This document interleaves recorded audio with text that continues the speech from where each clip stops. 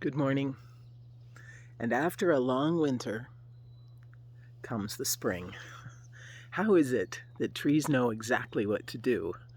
And sometimes we are so uncertain. I'm thinking of the morning after the resurrection, the morning of the resurrection, Easter morning, and thinking of all that transpired that morning that had never happened before. Jesus Christ rose from the dead, brought that power from within him, and fought off death to come back to life.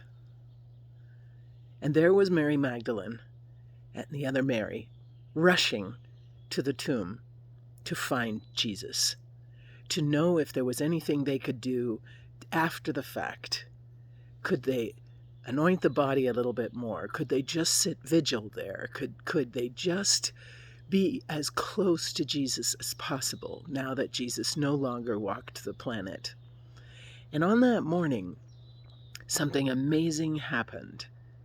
And I know you know the story, but humor me. Just follow along. So Mary rushes to the tomb, and the tomb is empty. The stone is rolled back. All that held death at bay is rolled away. So now she stares into this open tomb, bewildered, wondering what is happening, because it's not following the logical progression that we experience in life. One dies, one remains in the tomb. Well, here the tomb is open, and yet Jesus has confounded her so many times before. So she sees a gardener, and she asks the gardener, "Where have you taken him? Have you moved the body? Please tell me." In her grief, she's confused, and we certainly know that feeling ourselves. And then the gardener, air quotes, the gardener says to Mary, her name. He articulates her name, Mary. And in the speaking of the name, she comes to recognition that this is not a gardener, that this is her beloved friend, that this is Jesus. He speaks her name.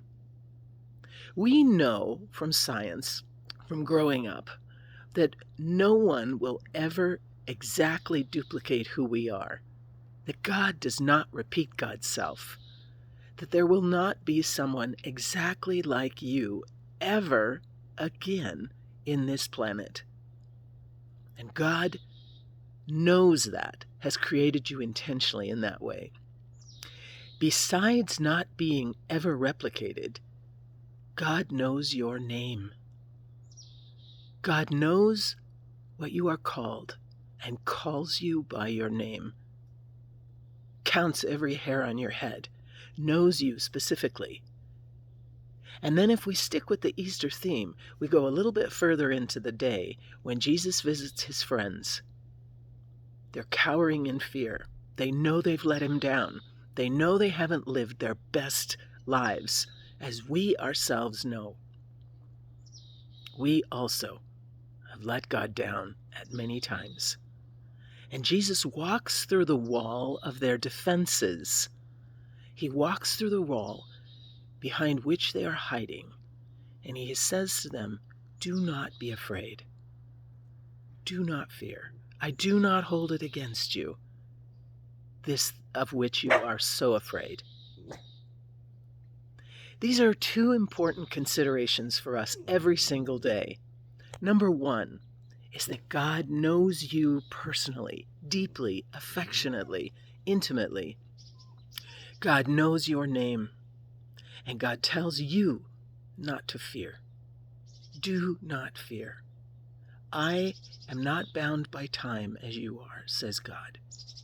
I am in tomorrow. You need not fear tomorrow. I am already there.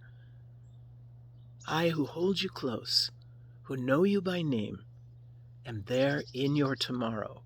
So set down your fear, says Jesus to us. Set it aside, and we cling to it sometimes. Let it go and believe that I love you to the point you have nothing to be afraid of.